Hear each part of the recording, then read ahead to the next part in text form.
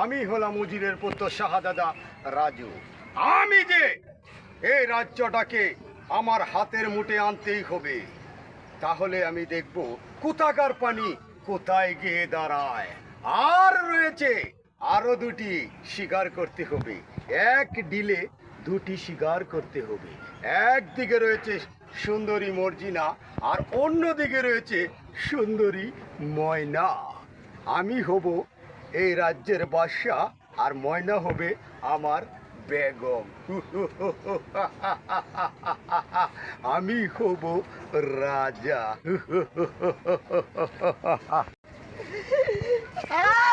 এই, এখনো আমার সুযোগ এসে পড়বে, আর আমার হুজুর দুদি ভাই এই দেশের বাদশা, আর আমি হব হুজুরের 1 নাম্বার কাটি চামচা। আর এই সুযোগে আমি সুন্দরী কমলাকে শাদি করে এনে আর আমি বাসুর করব এই সুযোগে।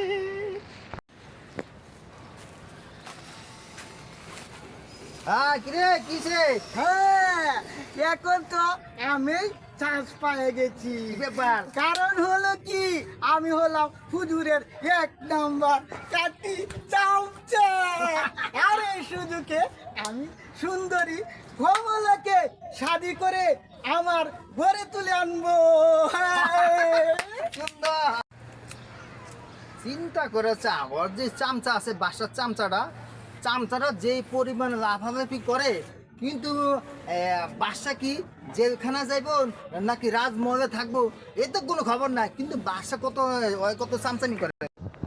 এই যে প্রিয় দর্শক, যদি আমাদের এই অভিনয়টি ভালো লাগে তাহলে বেশি বেশি করে লাইক দিবেন, কমেন্ট করবেন, শেয়ার করবেন, আর আমাদের চ্যানেলের নামটা মনে রাখবেন, আমার কাজ আমি করি।